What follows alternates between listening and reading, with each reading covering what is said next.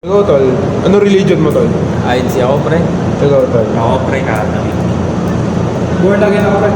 Catholic din. Catholic na Oo, Catholic din ako pare. Naalala mo pa ba, tol? Huwag ka lang kami yung dagan.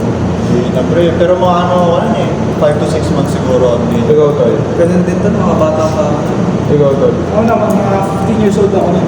Ay, matanda ka na, tol. Ano? Ganun ba sa Catholic yun? Born again kasi kami. Oo, tol. Ikaw, tol. Ako, di ko tanda, pero meron akong picture ng binibinyagan.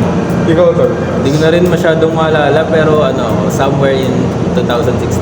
Ako, tol. Alam ko, wala nang pininyagin. Kailan ka ba? August 8, 2005, pare. Ayos. Pare, may tanong wala ako. Since INC ka, paano yung doon? Paano yung Binyag na, tol. pagbibinyag dun sa... Ganun din naman, parang nilulunod ka sa pool, ganun. Pero sa loob Kapay lang ka na ng, ganun? sa loob lang ng church namin. Ganun lang. Ganun din, same lang siya ng procedure. Kayo ba, paano kayo? Same lang, kasi sa Catholic, di ba, hawak ng magulang, then may pare, anon sa holy water. Sa inyo? Ganun din ba sa, Sa inyo? sa born again? Sa born again naman, para kaparehas kay Winter, may pastor na mag-assist, as siya yung tatanungan nga ng question, ready ka na ba i-accept yung Holy Spirit, tapos ayun. Kapay Balik sa ka lahat. mag- Sa bagay, sa kanila kasi di ba, siya kasi matanda siya. So may edad na siya nung na-baptize siya. So siya na mismo, ikaw na mismo yung tinatanong. Parang saka ka lang ibabangkis pag alam mo na talaga yung word of God. Takot ka na. Galing mo, tol. Magkakaiba tayo religion, pero may binyag lahat. Isa-isa. May pagtanggap din talaga kay God. Pero pre, may age yun. Yung halimbawa, pag binigyan very Kailangan naman, age. kailangan, gets mo na talaga, alam mo na yung So, Alam mo yung word. so kumbaga para sa Accept- inyo, accept mo lang. pag ramdam mo na, pag accept mo ready na ka si na. God, doon, ready mo na siya tanggapin, pwede ka na i-baptize. Ikaw, tol. May nagbago ba sa'yo nung nalaman mo tinatawag ka ng Diyos para maging disipulo niya? Actually, pre, nung una kasi, nung mga panahon wala pa talaga ang problema. Pre. Hindi talaga naniniwala sa this way. Pero nung halimbawa nang dumaan ka sa hardship, tulad ng mga struggles ng grade 12. Kasi yun talaga yung pinaka-hard sa akin. Ayun, pre, yung hindi ko talaga nakilala sila. Buti bumalik yung loob mo sa kanya, tol. Oo, sabi na rin bumalik. Ikaw, tol. Ano kasi- mga pagbabago yung naranasan mo? Nung na-realize mong tinatawag ka na ng Diyos para maging disipulo niya? Ako kasi dati ako hindi naniniwala sa Diyos. Pero nung mas na-introduce pa ako sa mga word of God, mas naniniwala ako. Tapos like parang meron kayong thought na mas parang may magka-guide sa'yo.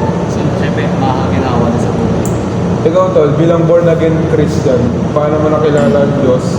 O paano mo, ano na-realize mo nung tinatawag ka na ng Diyos para maging disipulo niya? Dati, nang bata ako, hindi ako masyadong malapit sa Diyos. Pero nang binaptize na ako, doon, sinama ko na siya sa lahat ng part ng buhay ko. Gising, mag-pray, matulog, kumain, sa lahat.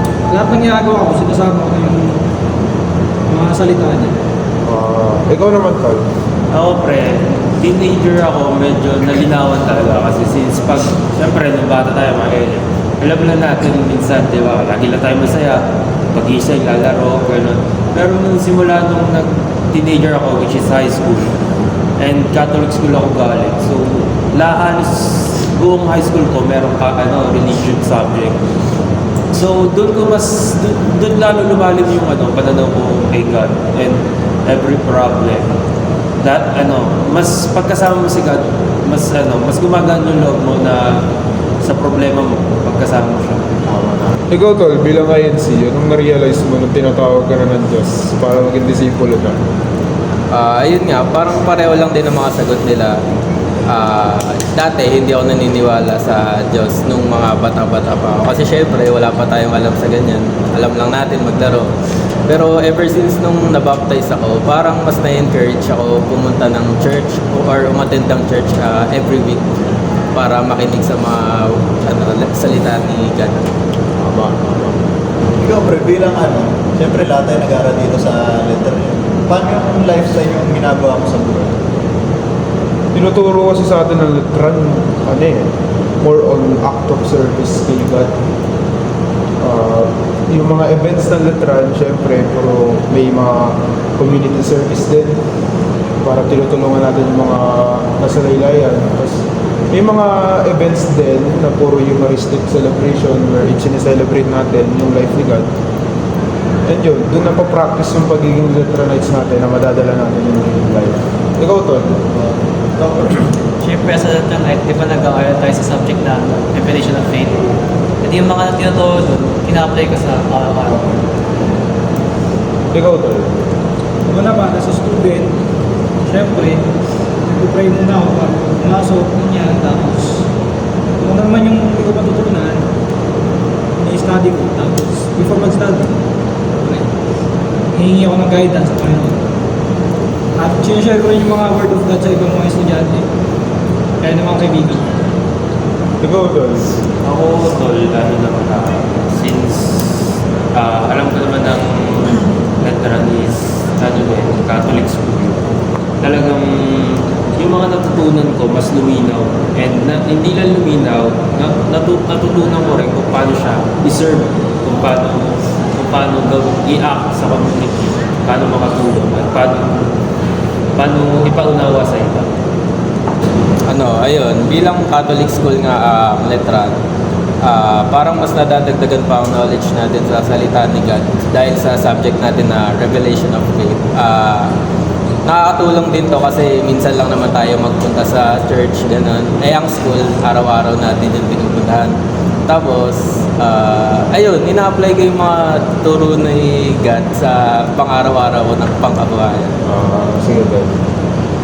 Ako kasi pre, yung part na yun. Kasi di ba, like I said dati, hindi naman ako masyadong makayos. Kumbaga malayo yung loob ko kay God. Nung lumipat ako dito sa Letran, mas napalapit kasi di ba, Catholic school doon na parang napaka-sagradong school ng Catholic. So, ayun pre, kasi nga dahil sa mga misa, sa lectures, mas lalo lumapit yung loob ko kay God.